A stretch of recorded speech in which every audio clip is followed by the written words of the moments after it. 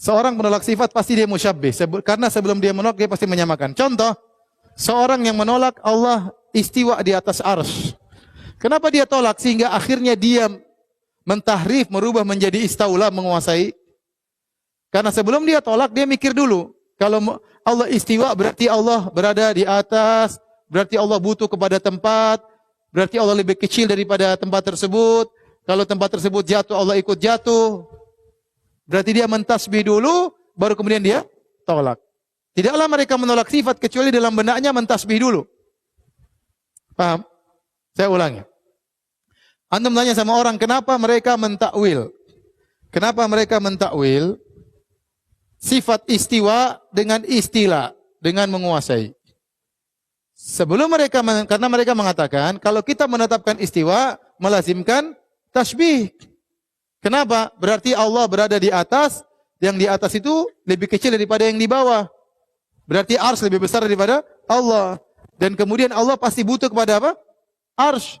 Kalau arsy-nya jatuh, Allah juga akan ikut jatuh. Itu mereka mentasbih.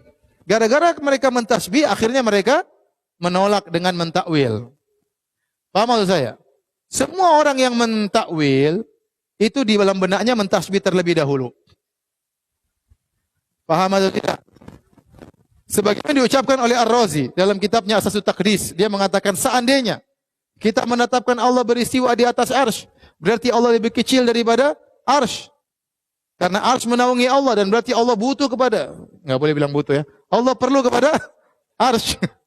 Maaf Pak Adi, tinggal lupa saya. Berarti Allah perlu kepada arsy. Kalau arsy-nya jatuh, Allah juga akan apa?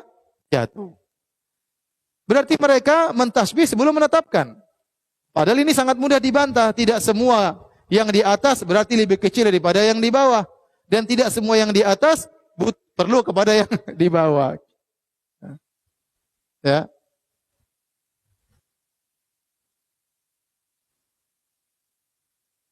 Allah menyebutkan dalam Al-Quran apa? Dalam surat Luqman tentang langit.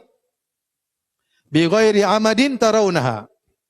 Allah ciptakan langit tanpa tiang. Langit di atas, bumi di bawah. Sementara Allah ciptakan langit tersebut tanpa adanya tiang. Sehingga langit tidak perlu kepada bumi.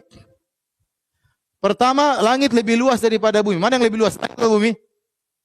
Langit. Di langit ada matahari, ada rembulan, ada macam-macam. Mana lebih di atas, langit atau bumi? Langit. Ternyata yang di atas lebih besar daripada yang di bawah, dan yang di atas tidak perlu kepada yang di bawah. Itu antara makhluk.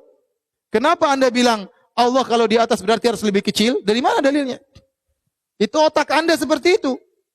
Kenapa Anda mengatakan kalau di atas berarti perlu kepada yang di bawah? Itu otak Anda. Kenyataannya antara langit dan bumi, langit lebih di atas dan langit tidak perlu kepada yang di bawah. Tidak ada tiang menyangga langit. Bi ghairi amadin tarawna. Kemudian ternyata pun yang di atas lebih besar daripada yang di bawah. Sudah. Berarti tasbih Anda tidak lazim.